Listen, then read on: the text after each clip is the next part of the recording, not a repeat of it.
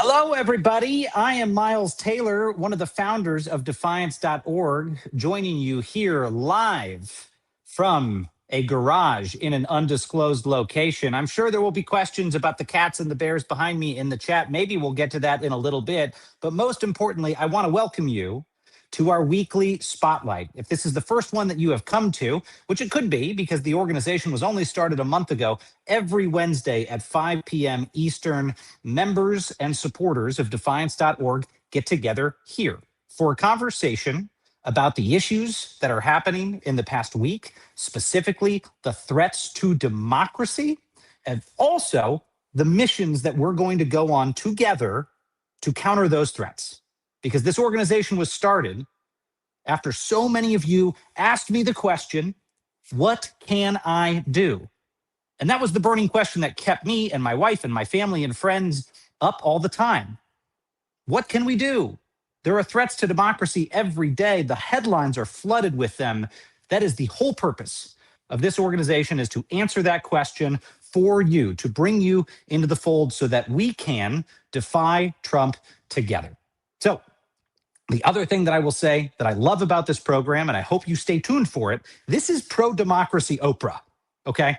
This is the pro-democracy Oprah Winfrey show, because every single time we do this every week, Defiance.org members and their generosity support amazing causes. And that surprise, no BS, is my favorite part of the entire week, is I love getting to do that. So I'm very excited for that today. So stay with us as we get to that part of the program. You don't want to miss these. And one other thing you don't want to miss today, which is the best stocking stuffer I have ever heard of. I'm not just saying that as a sales pitch to get you to stay in the conversation. The best stocking stuffer I've ever heard of is going to be brought into the conversation today. Welcome to Defiance.org, a club for courageous Americans, where we not only inform you about abuses of power, as I said, we provide you with actions to fight against it. Today's a very important day. Today's a very important day because we have seen that the President of the United States has launched multiple investigations into sitting U.S. lawmakers, Democratic lawmakers, for the crime of telling people not to commit crimes. We'll get to that in a second. But first, we're going to start off with our Defiance win of the week. Here's the win of the week, folks. If you missed it, James Comey, former FBI director, and Letitia James, the sitting New York Attorney General, had charges thrown out against them. A judge dismissed those charges that the Trump administration brought selectively and vindictively against those two individuals, two prominent critics of the president. And I think for a lot of us, that was a reminder that this is not the inevitable decline of the rule of law, that the justice system can strike back. And while bad things might continue to happen, while bad things are likely to continue to happen, we've got these moments where the good side wins. Now, after the dismissal, James Comey took to social media, as many of you saw, to express his gratitude, but not without issuing a call to other leaders to continue to push back. Take a look. I'm grateful that the court ended the case against me, which was a prosecution based on malevolence and incompetence, and a reflection of what the Department of Justice has become under Donald Trump, which is heartbreaking. But I was also inspired by the example of the career people who refused to be part of this travesty. It cost some of them their jobs, which is painful, but it preserved their integrity, which is beyond price. And I know they will serve again. I was very lucky that some of the best lawyers in America stepped forward to represent me. I hope they serve as an example to more and more lawyers, especially at some of the big firms, to participate in protecting our liberty, protecting the rule of law. This case mattered to me personally, obviously, but it matters most because a message has to be sent that the President of the United States cannot use the Department of Justice to target his political enemies. I don't care what your politics are, you have to see that as fundamentally un-American and a threat to the rule of law that keeps all of us free. A message has to be sent that the Department of Justice, that the government cannot be used to prosecute the president's enemies. That was James Comey's exhortation. And fittingly, the same week he made that exhortation and his charges were thrown out, We saw the president of the United States pick new revenge targets. 6 Democratic lawmakers who issued a video warning that the president of the United States, that his administration might issue illegal orders, and that their right and responsibility is to refuse illegal orders. Now, Donald Trump has put those 6 Democratic lawmakers under investigation, and that's where we start our show today with an incredible group of guests. The panel today includes General Mark Hertling. You've seen him all over the place, CNN, MSNBC. He's a military and national security analyst, former lieutenant general.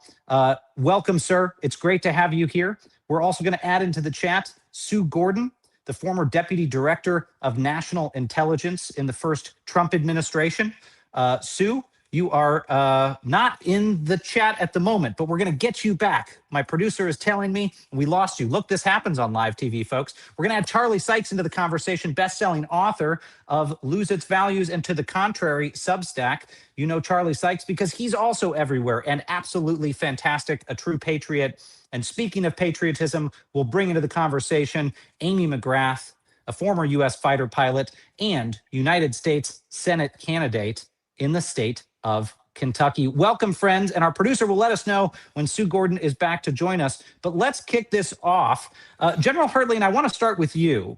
And I want to put up on the screen what the Department of War tweeted this week. And I'm only calling it that out of jest because, ironically, it was an illegal order that resulted in the renaming of the Department of Defense because the U.S. Congress is the only entity that can change the name of that department. But this week, they put out a tweet, if we can throw that up on the screen, that directed an investigation into sitting U.S. Senator Mark Kelly for having participated in this video, for having committed that crime of warning members in uniform not to obey illegal orders. General, I want to know what you make of this whole debacle, but first and foremost, the fact that they're going after a sitting U.S. senator doesn't just implicate Mark Kelly's First Amendment protected speech. This is like a separation of powers issue, is it not? It is to a great degree, actually. What we're seeing, there's something called the, I'm drawing a blank on the name of it now, the incompatible clause of Article 1 of the Constitution that says, first of all, that a member that's serving in one branch can't serve in another. So a senator who's serving in the legislature can't be pulled into the executive branch, recalled by active duty, in order to be tried under court-martial. So there's going to be some contention there. That will create some legal issues. The other thing is, I'm not sure what the allegation is. It isn't just a freedom of speech issue. It is, I'm not sure what the extreme crime that any of the 6 caused, to be labeled, first of all, seditious, but secondly, to have a senior member of the Senate and also a retired Navy captain be pulled back into the service in order to be tried for these allegations. Thirdly, having been something called, and Amy will understand this, I served as a general officer on several occasions as the General Court Martial Convening Authority. So when you're in that role as a commander and you have your JAG officer nearby, you always take a look at what kind of issues are we talking about? What is the alleged crime? What should we even investigate that has to be done before a court martial would be seated in order to try a crime? And truthfully, as an old GCMCA, I'm not sure what the crime is. Is it just saying, hey, people shouldn't obey illegal orders? If that's the crime and there's an indication that that is it, then we better be trying a whole bunch of drill sergeants because they teach that every day in basic training, and a whole bunch of commanders because we reinforce that as part of rules of engagement whenever we're conducting operations. Well, actually, if I can ask our producer, Mercedes, to put that tweet back up on the screen, there's one piece of it that I want to highlight there is if you look at the language at the end that's highlighted, all service members are reminded that they have a legal obligation under the Uniform Code of Military Justice to obey lawful orders and that orders are presumed to be lawful. Now, Amy, I want to turn to you with this because they seem to have left out 1/3 of that triad, which also includes the fact that, yes, while orders are presumed to be lawful, there is that obligation that the general mentioned to refuse. And obviously, illegal order. You are a former fighter pilot and service member. Is this not such an obvious thing that they should have included? I mean, it seems like it was intentionally left out of that directive. Well, it probably was intentionally left out. I mean, the fact of the matter is the military, and you're sort of taught this at the lowest levels as an officer training, you have not only a right, but a duty to refuse illegal or unlawful orders. The gray area, as you know, Miles, is it's sometimes in the heat of battle, you don't know. And that's why you have JAGs, you know, that help with that. I think right now, I want to just connect the dots for people. At the very beginning of this administration, the administration fired a lot of the JAGs. And then they fired a lot of the top brass. And then months later, you start ordering strikes against unarmed people in the Caribbean with no transparency because you kick out all the Pentagon press corps. And now you have a decorated veterans, I should say, members of Congress, a senator and Mark Kelly and others who are threatened with prosecution for reminding military leaders of their oath. I mean, we're in a really dangerous place right now. If we want to stop what is happening, we want to clarify things for our military. In my mind, that Congress needs to act, and Congress should act by clarifying what we're doing. In other words, authorize the use of military force in the Caribbean if that's what Congress wants to do, and actually debate the use of our military on the streets of America and either authorize it or not authorize it. I think Congress has a responsibility right now to make sure our military is protected from potential unlawful orders. And they can do that by authorizing the use of the military force in these areas. That's just my belief. Well, it was striking to me, Amy, who did come to the defense of those 6 lawmakers and who didn't. I want to first talk about that initial category, the Democratic representatives who had Mark Kelly's back and the other representatives' backs as these investigations were announced. In particular, one Arizona representative immediately responded on social media on the platform X, and he did not mince words. So this is Ruben Gallego. You can see here what he had to say about this entire thing. I think he reflected the sentiments of a lot of people here, but I want to ask you, Charlie Sykes, looking at that tweet, what do you think Representative Gallego meant by that? Oh, I don't think there's any ambiguity. Look, you know, this is all about showing congressional courage. This should not require that much courage, because a normal president would have reacted to that video by saying, of course, our soldiers, our troops are only going to be asked to follow legal orders. I'm not issuing any illegal orders. There's nothing to see here. But Donald Trump was obviously triggered because, in fact, we know that Donald Trump has a fetish for war crimes. Donald Trump has a fetish for ignoring the rule of law. And so what you have here is really, when you think about the optics of this, but also the substance of this, the politics of this, the legality of this, the constitutionality of this, this is a terrible fight for Donald Trump to pick. The last thing on earth he needs is a split screen between himself and an American hero like Mark Kelly, or having a split screen between Pete Hegseth and Mark Kelly. But, you know, the points have been made here. That video just reminded people what the law is. And it puts out this caution. And by the way, this may seem a little bit like a digression, but remember right before January 6th, when every single living Secretary of Defense signed a letter saying that there is no role for the military in presidential elections. Now, why did they sign that letter? Why did they basically tell the military, remember what the law is, what your duty is? This strikes me as very much parallel to that given Donald Trump, given his proclivities, given his track record, given what's happening right now, to simply restate the law. So to General Hertling's point, you know, they've pulled the They pulled the revolver out of the holster with the threat of court martialing. But what is the crime? What is the crime in restating the law? And why has Donald Trump not simply just said, well, of course we're going to follow the law? It's really sort of the Streisand effect on steroids, because now we're going to have a national debate on whether or not this country is going to tolerate war crimes, whether or not the president of the United States might issue illegal orders.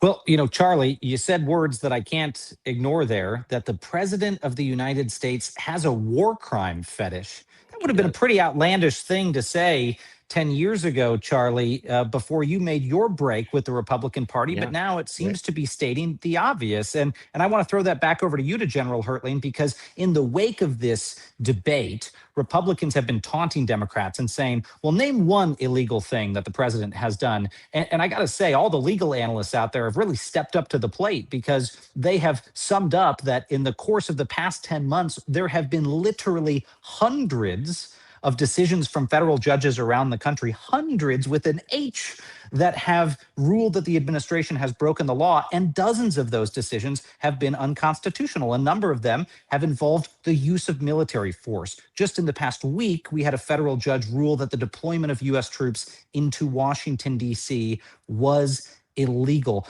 What do you make of this? I mean, now that these decisions are being issued by judges, that these orders are illegal, do you think that's causing more pause within the ranks of the U.S. military, of folks saying, oh, wow, these things are being called out, we've got to be careful?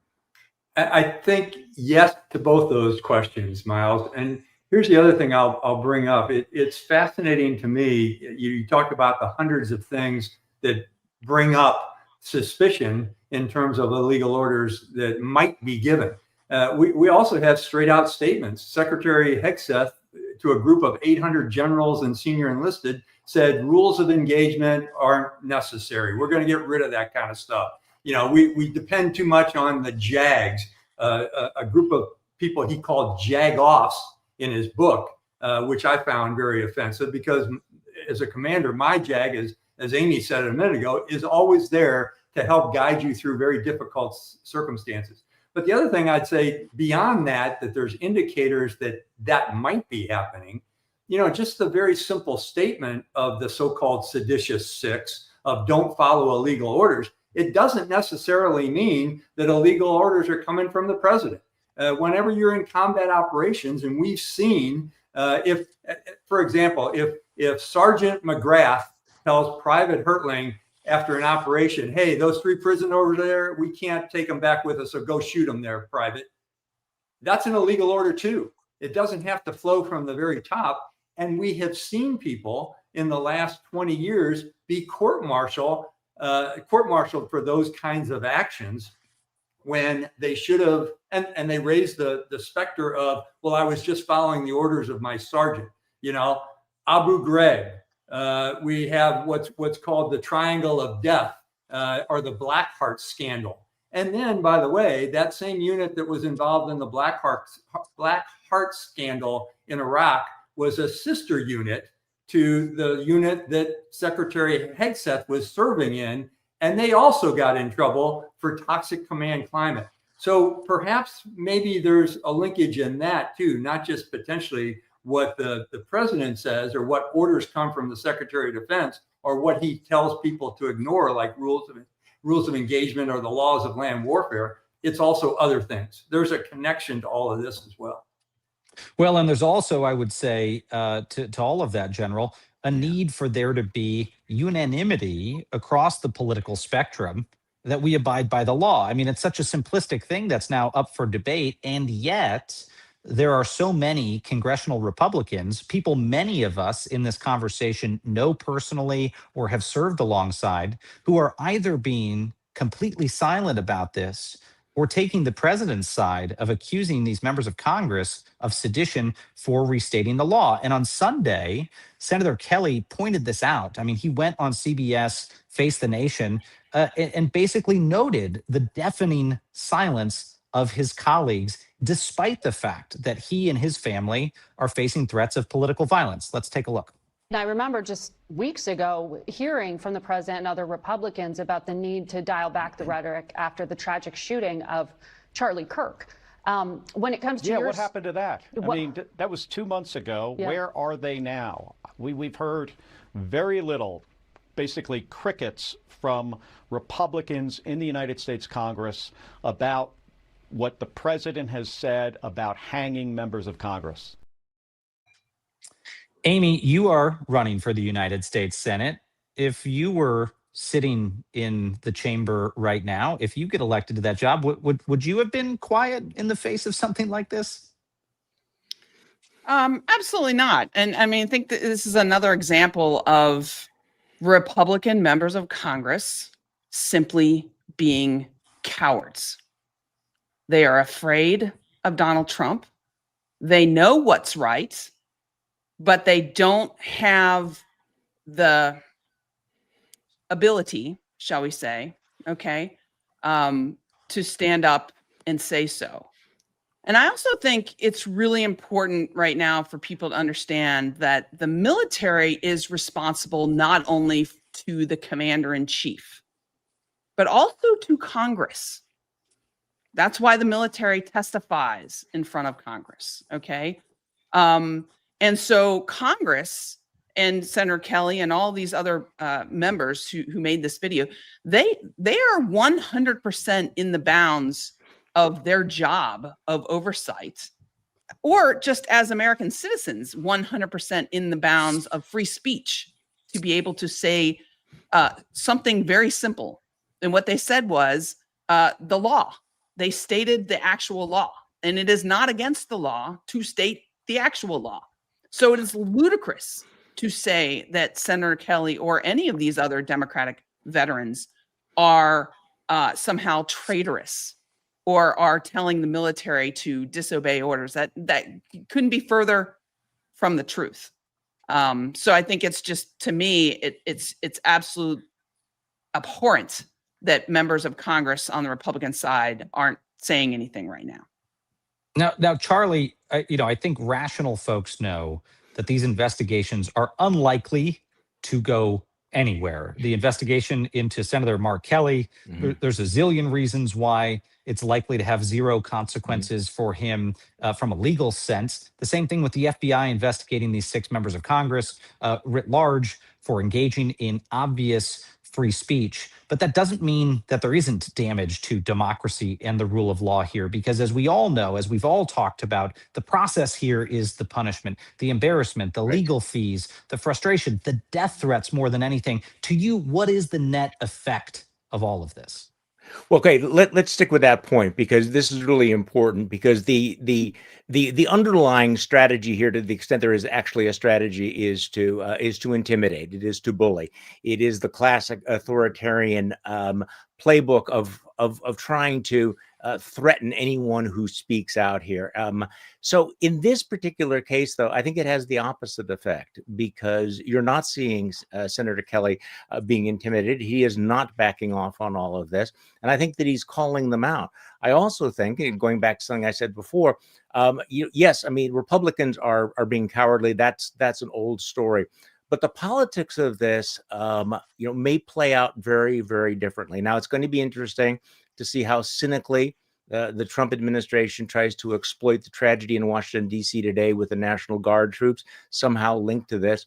But I do think that we're going to have a debate about free speech, about the separation of powers, and about whether or not members of the military should obey illegal orders. And by the way, when we talk about the cowardice of Republicans, can we just step back for a moment and try to remember or think about any other time in our history where the president of the United States would call for the hanging, the death penalty, the execution of members of Congress for something they said, and not have a broad bipartisan pushback saying this is completely inappropriate, this is completely alien to the spirit of the Constitution and to America's rule of law.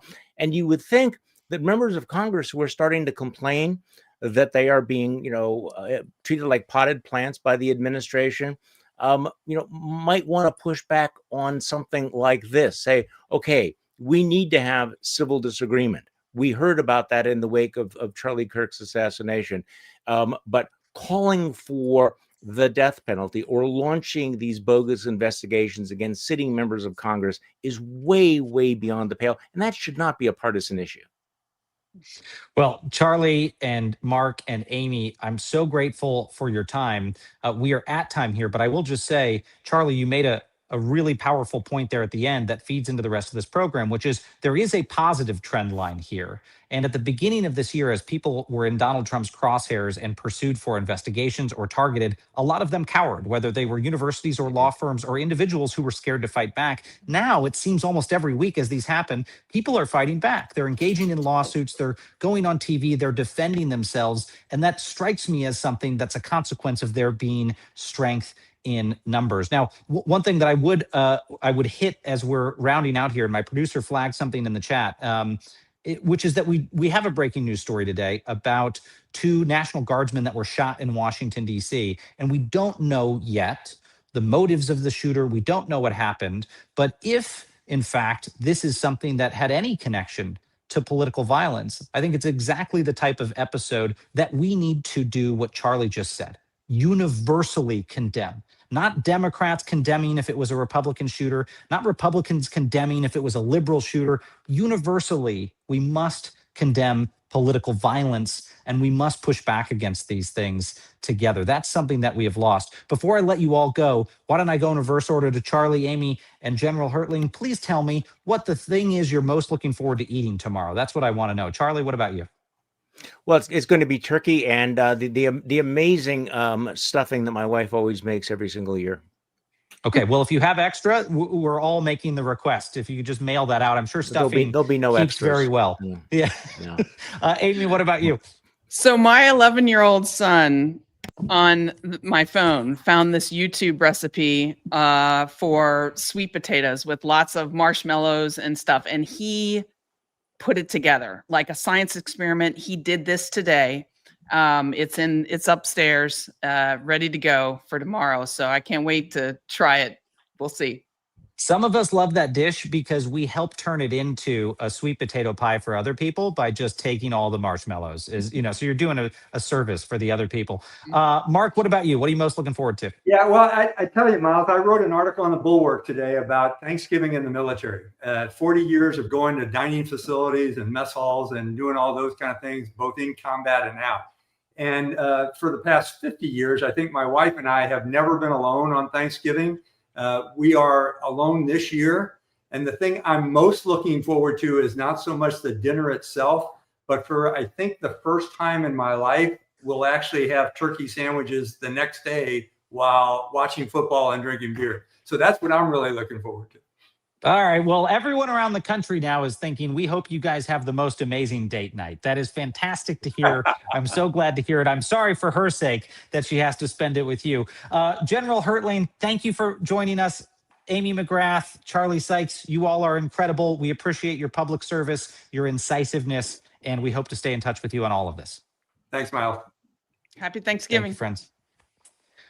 Okay, folks, we are going to go into the portion of the program that our data analytics tell us is the most popular part of the program. The person I'm going to bring in here right now, my co-founder of Defiance.org, Xander Schultz, apparently, according to the data analytics, is our audience retention king. So Xander, if you're there, we're going to bring you in. For some reason that I don't understand, when Xander pops onto the screen, it's like the data says you all stay. I don't know why. He's a goofy looking dude that wears baseball caps and has like a beard. And I think it's the flag. I'm just describing myself.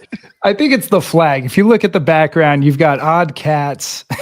And I've got America, patriotism just resonating through the screen. Nice to see you, Miles Taylor. How you doing? What I have to say is so silly about this, I think I said this last time, is there's like this intense irony about Xander's backdrop. He's got these like camo hats, USA shirts, and a flag behind him. And when we first met, this guy was like a total socialist. And I'm like this lifelong, like bleeding heart conservative. And it's I don't know. I feel like we've almost switched aesthetics, or maybe not. People are watching like, what are you even talking about? You guys look identical. Yeah, no, the socialist thing's still pretty true. But yeah, I've decided that the other side has flags. The Nazis have a flag. The Confederacy had a flag. I think we're keeping our flag. Historically, it's meant all the things we're fighting for. And so, you know, I'd like to be part of a movement to take the patriotism back to the good side. Well, Xander, as we dive into what the mission is this week, I do want to say before we go there that folks who are watching that are not a part of Defiance.org, hopefully you've gathered how much fun we're having being a part of this, how much fun our members are having. You too can come be a part of this effort. We would love to have folks come join Defiance who have that same deep desire as we do to answer that question. What can I do every week? Now, I could have easily, after being targeted by the president in April, decided to go back to business and rebuild my life. But this is the calling of a lifetime to try to protect our country. And I've said to folks before that it can get very dispiriting, but once you round the corner, and that corner is that word defiance, you realize it is an honor to be in this position. It's an honor to defend this country and its institutions. Xander, I want to get your take on that. And if our producer Mercedes wants to throw up onto the screen what folks can do to join Defiance, that would be great. Yeah, you know what I love about these moments is it's an opportunity to show yourself who you are. You know, you think you know who you are, and you might walk through, you know, a half decade thinking you know who you are, and then you have a moment like this, and you get to figure it out. You know, and I love in those moments to kind of step into that responsibility.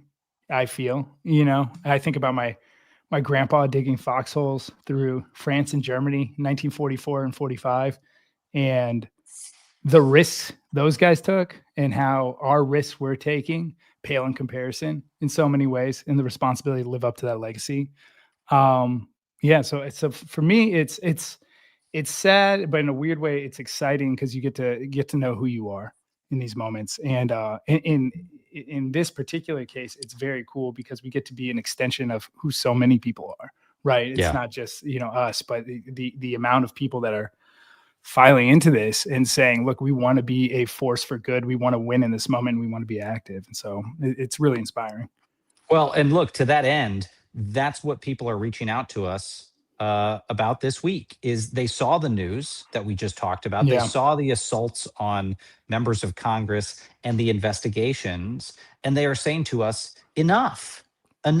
We need to push back against this. We need to tell Congress to stop being cowardly and to start being courageous. And before we go into that segment, we've got two things to tell you about. One, I just want to do a public service announcement on our socials, and then two, tell you about a very relevant stocking stuffer here that Xander's going to walk us into. But first, if you're not following us on socials, whether it's TikTok or Instagram or X or Threads, you can find us on most of those platforms at defiance.org with either the dot, or I think on one of them, our producer will tell us it's a DOT. And I think that's X. Am I right, Mercedes? If you're following us on X, it's Defiance, and then you spell out DOT and then ORG. I know that's annoying.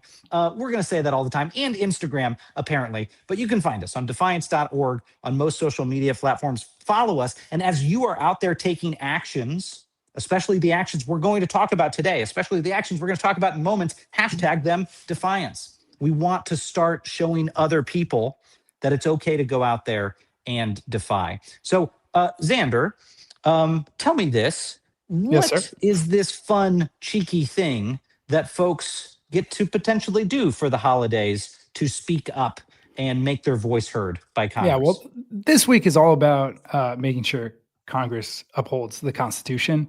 And based on the behavior thus far this year, we're not entirely sure they're reading it. And so we've created an opportunity for people to buy a Constitution. I don't think they are reading it. I don't think so. It's very clear that it's pretty straightforward. And so we're allowing our members and their friends and family, et cetera, the stocking stuffer is to buy a copy of the Constitution and have it delivered to Capitol Hill. And who better to deliver the Constitution to the current members of Congress than our founding fathers? So we'll be having some mix of paid actors and maybe a pony if we can afford it, up there passing out the Constitution to current congressional members, ensuring that they have a copy and they know what we mean when we say they have a duty to uphold the Constitution. So join us there, spread the word. We'll send it on socials. As always, we'll follow up an email to help you be a part of that. And now on to more serious things. Well, wait, because I have to say, yes, this is the thing I said at the beginning that is my favorite stocking stuffer of all time, because all the proceeds from this go to the pro-democracy cause yes, and to getting constitutions to members of Congress who most need that reminder. And as Xander alluded to, we're not going to just do this subtly, okay? There is going to be a very loud delivery to members of Congress of these constitutions to remind them of their job before the holidays. So if you buy one of these constitutions, you're going to get a certificate that you can print out and put in someone's stocking and say, hey, on your behalf, I sent a constitution to members of Congress. And it's also going to have a note stapled to it when it goes to those members of Congress. Probably not stapled to it. We're not going to put staples in the Constitution. But that note is going to say, this is what you swore an oath to. Not to a man, not to a party, to this, to the United States Constitution. If you want to send that message to a member of Congress and support these great pro-democracy causes, you can go to our website at defiance.org/swag. We just launched the swag store. And you can also buy Defiance gear if you want to. All of it, 100% of it, goes to the pro-democracy cause. We got hats. There are shirts that say Defiance. They are fantastic. Xander and I both just ordered trucker caps before we hopped on here. We'll probably be wearing those the next time we join this. But you can buy that Constitution either for yourself or on someone else's behalf and send it to a member of Congress. And those will get delivered maybe by people dressed as the founding fathers, maybe by a Santa Claus. I'm not making any promises, but there's some pretty exciting ideas coming from our community about how those are going to get delivered in a powerful way. So we hope folks will take the opportunity to do that. But Xander, right back to you, because we want to bring in a guest who, in addition to, I hope, supporting this stocking stuffer campaign, has even more granular and thorough actions we can take to put pressure on Congress to do their damn jobs. 100%. This effort is really about lifting up the greatest leaders in our country. And it's been awesome how we've been able to have so many of my personal heroes on this platform. Today, no different. Maria McFarland, CEO of Represent Us, formerly leadership at Drug Policy Alliance and Human Rights Watch, has been a hero in this space for a while, knows how to get it done at the highest level. And so we're just so excited to have her aboard with us here and to talk about her latest campaign. So if we can bring on Maria, that'd be great. Maria, welcome to the program. Nice to see you. Hey, Maria, I wasn't able to get to this in your intro because I went in your words. Unlike many of us, this isn't your first time fighting tyranny. In fact, you've been in these fights before. Can you just share a little bit about kind of your history in these types of battles? Yeah, well, I grew up under a tyrant. My dad was American, Air Force, U.S. Foreign Service, but he married my Peruvian mom, and we moved there when I was 8.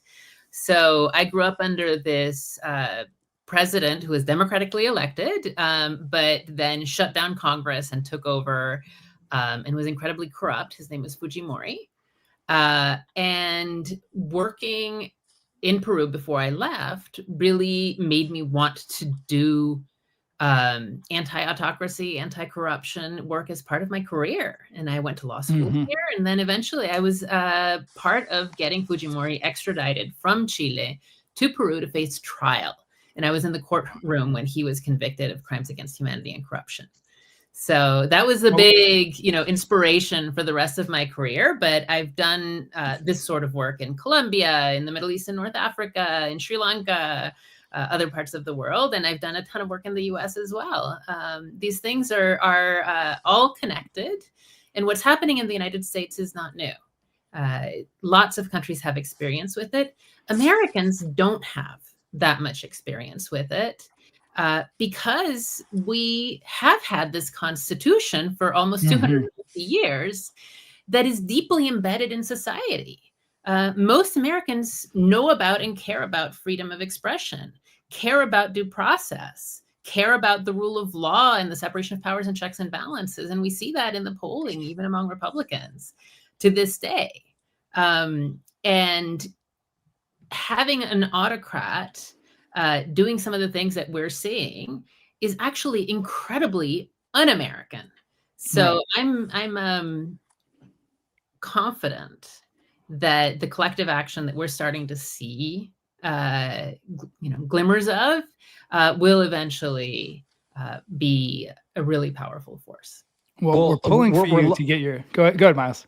Oh no, I was just going to say. I mean, we're lucky that you've done all the things that you've done, Maria, because you've taken this whole body of experience in human rights and countering authoritarianism, and you've brought it into the organization you run. And I'm going to turn to our producer here because I just want to play a quick clip about your organization, Represent Us, and on the back end, have you tell us a little bit about what you guys are up to.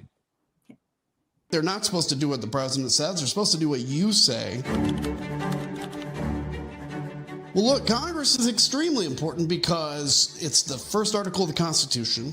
Basically, the intention of the founders was to say that Congress would decide what would be the laws, what would be the rules, and the president's job is just simply to execute them. Now, that's changed over time, but it really should get back to that because that was the point. That was the importance of it. One of the biggest things about politicians is they want to get reelected. So when you take a position you have or a thought you have and you take it and let them know what you think, that's how you influence. That's how you begin to change minds. That's how you push for what you believe in. So it doesn't mean that every time you email or call or see them in person that you're going to change their mind, but it's pressure for them understanding how their district feels. I think part of the problem now is Congress is not exercising its authority how it should. I mean, Congress really constitutionally has the most power since, the party that's in charge of Congress is also the party in the presidency. They're not pushing back very hard on the president, and they should. What needs to change is people have got to demand it, demand that your representatives do what they were elected to do. And that's what matters the most. And so it's a real frustrating moment, but we can speak out and we can really get our voice back in that. Maria, tell us about Represent Us and this campaign. Thanks. It's great to have Adam Kinzinger speak to our campaign that way as the launch happened just this last month. Represent Us has been working for over a decade to improve, strengthen our democracy, and counter corruption. We've had a long problem now in this country for years of our system being not really accountable to the people because, in large part, of the influence of money in politics. And there are all sorts of issues that have driven people to become frustrated with democracy and to think that maybe democracy is not for them. We have been working for years to fix those problems and deliver a democracy that lives up to our highest ideals as a country. In this moment, though, with democracy itself under intense attack, we decided that the best way to use our strengths, which are mass communications and organizing, grassroots organizing, was to put pressure on Congress. And we picked Congress because, one, it wasn't getting sustained, focused, targeted pressure. And two, it's actually, in many ways, the most powerful branch. They have the power of the purse. They're the ones that can hold the executive branch to account. They have control, ultimately, of all those appointments and nominations to the courts. Congress is crucial, and it has simply abdicated its authority over the last several months. And if we can get that to turn around, that would make all the difference. Right now, we do have, as people were saying earlier on the show, we do have the courts, in many cases, the lower courts standing up to the administration, doing the right thing, issuing rulings. The courts are not enough, and all the litigators will say this to you. We need other institutions of government to also serve as a check on the executive branch, and the main institution of government to do that is Congress, and that's also where people have tremendous influence and power, because members of Congress ultimately have to be elected and reelected. So they will face their constituents at some point. Maria, do you feel like the timing around this is particularly good? It feels like, Miles mentioned this earlier, it feels like there's starting to be chinks in the armor. I think everyone was in this premature capitulation posture for the last, so many months since Trump's election. And then recently, losing the Comey and James cases, losing the elections, Mamdani's victory, et cetera, across the country, his popularity waning. There might be, I assume, better than me, a new calculus forming for some of these congressional members that thought they were better off being loyal to the president and might think they have better odds being loyal to the Constitution and their constituents. Yeah, I think we're seeing some openings, right? Earlier this year, we saw the statement by Senator Murkowski about how they were all afraid, right? And there were those reports about how people were getting death threats. But a lot of it was also fear of getting primaried and probably convenience. Just people want power, and sticking with the president to maybe allow them to get what they wanted. I don't know. I can't get inside their heads, but I do think that in the last couple of months, we've seen some shifts. One big one was the vote that Senator Rand Paul played a leading role in, bringing in 3 other Republicans to receive tariffs on Brazil. And then 3 of them went on to have similar votes on the tariffs in Canada and on the global tariffs. That was not an easy thing to do, given how important the tariffs are to the president.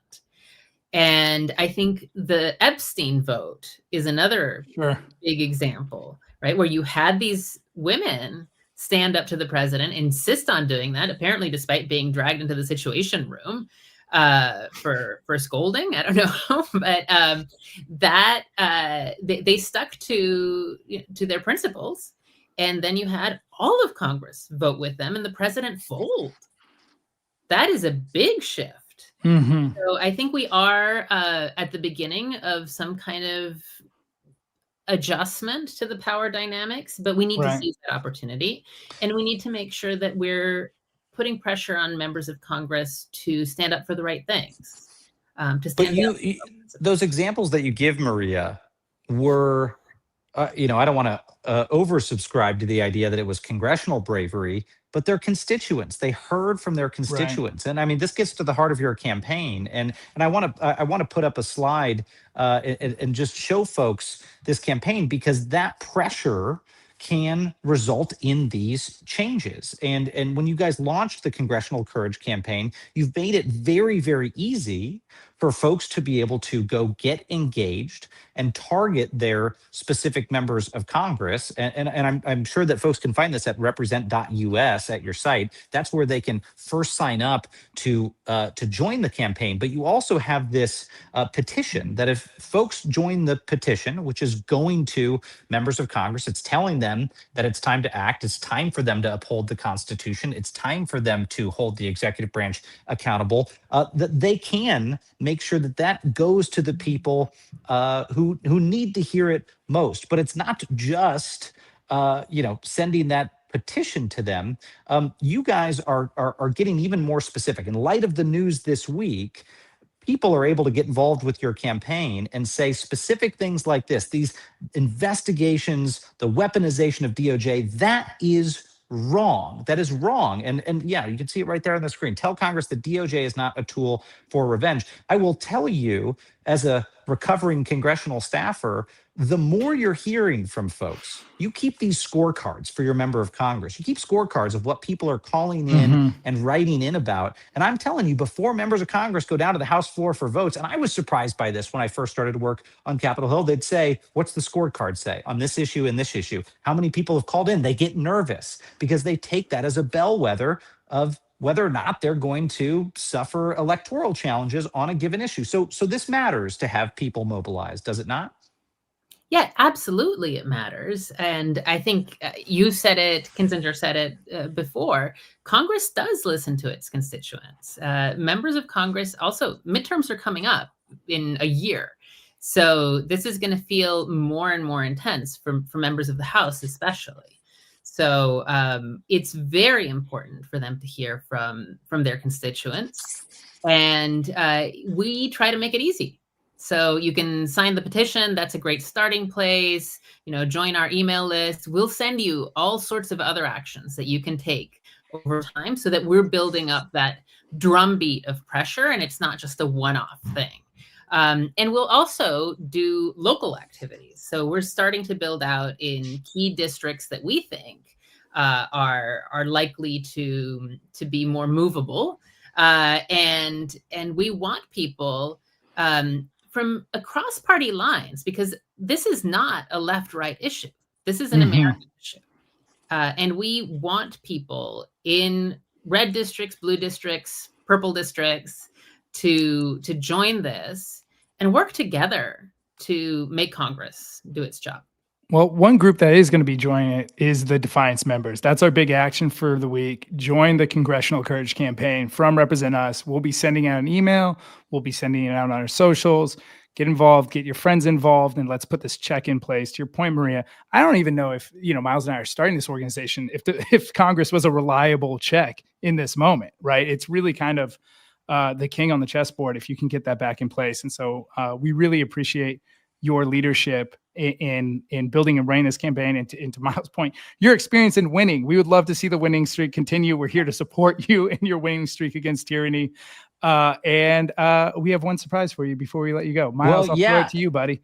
And I'll say, you guys are like the cool kids club of pressuring Congress. I know you're going to roll your eyes at this, Maria, but you guys are the cool kids club because you've got like Jennifer Lawrence and Michael Douglas and Ed Helms. I mean, your organization and your advisory board is like, these awesome rock stars who are going to stand alongside grassroots Americans who jump into this effort and help put pressure on Congress. So to that end, we want to help give a little bit of support to your effort to supercharge it a little bit. So we've got an announcement to make of how Defiance.org members are going to back the Congressional Courage Campaign.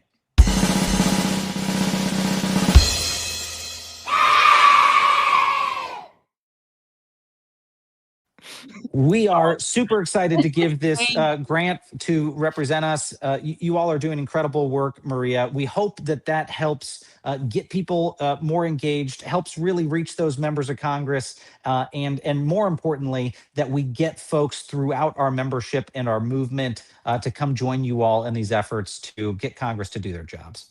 It's huge. You guys have been amazing partners. Thank you so much. And thank you to the Defiance.org community. It makes an enormous difference to us to have support. These are tough times, I think, across the board. And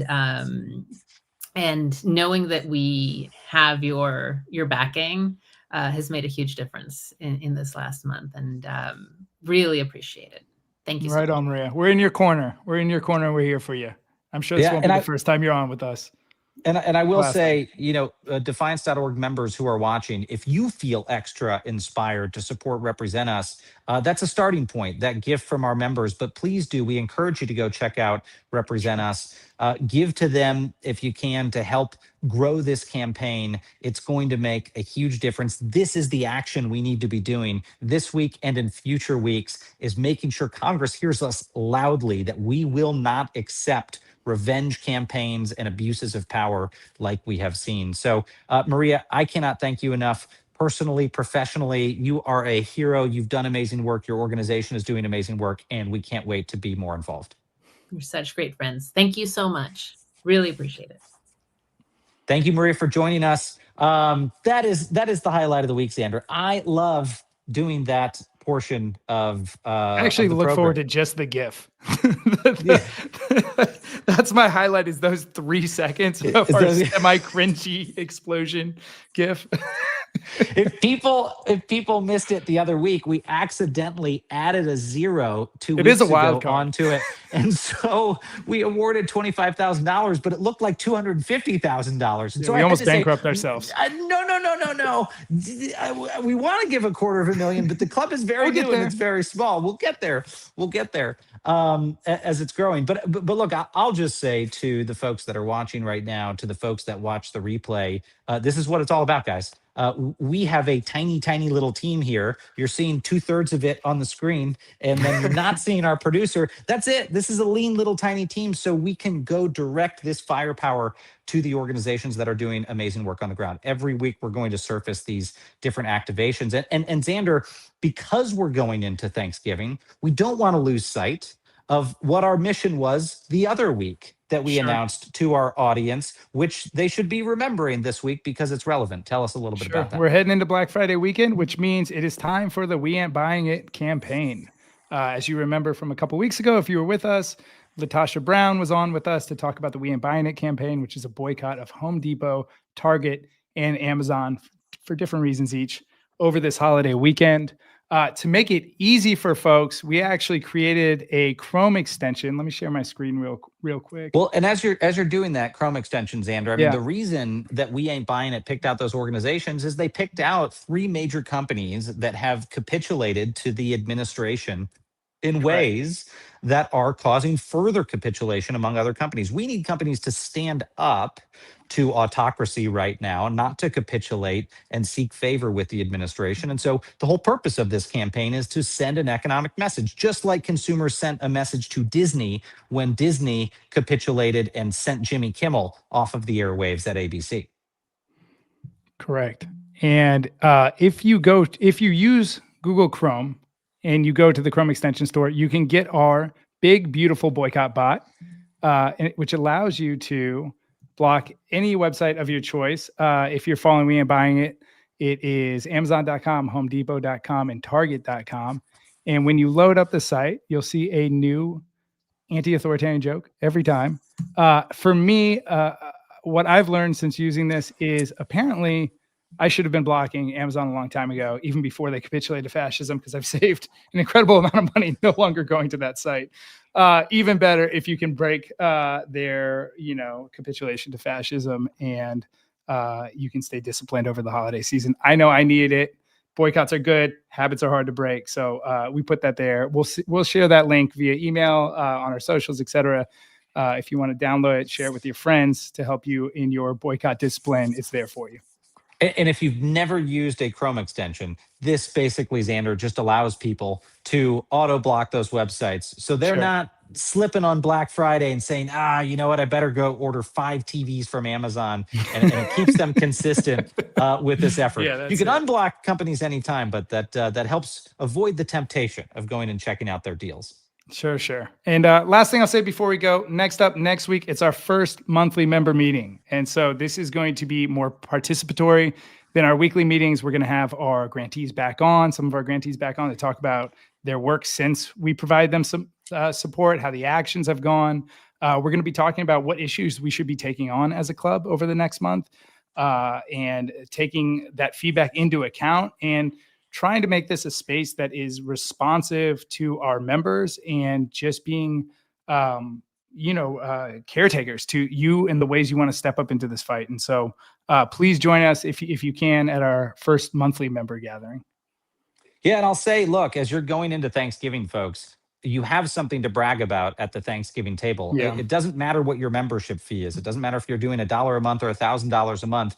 You have already, in less than a month, been a part of efforts to hold Trump's corporate enablers accountable, to protect the whistleblowers who are under threat in this country, and now, as of tonight, to go put pressure on Congress. Even if you can't personally participate in any of those actions, you've already contributed to them. And by a year from now, you'll be able to say, 52 weeks of the year, basically, I do something to push back against Trump's abuses of power. That's what this is all about. I would urge, Xander, folks, as they do go into Black Friday, the one website you shouldn't block is defiance.org/swag. If you want to go to the swag store, as we talked about, I think this is such a fun stocking stuffer. Again, all of the proceeds go toward the pro-democracy cause, but go buy constitutions, put those constitution certificates in your friends and family members' stockings and say that you sent one to Congress to send a message. And we'll come back to you in a couple weeks, because when those get delivered,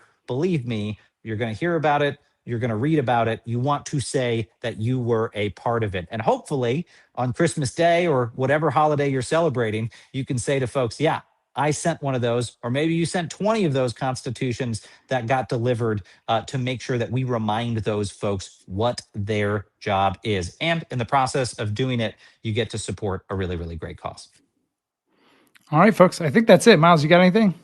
That's it. The only thing I would say is, folks, please like the program. Please share this program and the replay, and please subscribe if you are not subscribed. Subscribe to our YouTube channel. Subscribe if you're not already on Substack. Follow us on socials at defiance.org. defiance.org. And again, if you're not a member yet of defiance.org, go check out our website. You know what it is at this point. If you don't, you've totally not been listening to the program. Been spacing out for an hour. It's been spacing out. It's defiance.org. You can go, you can find out all about the organization. I will say, in addition to being a part of the club and supporting amazing groups, you also now, for free, as part of your membership, get unlimited news, opinion, pro-democracy radio, access to exclusive events, VIP interviews, the whole thing. We're putting that all in there. We're going full in on this fight. So we would love for folks to join us. And if you're already a member, try to recruit someone else at the Thanksgiving dinner table to come be a part of the club. Right on. Have a happy Thanksgiving, everyone. Happy Thanksgiving, everyone. Thank you for your generosity. We'll talk to you soon. Cheers.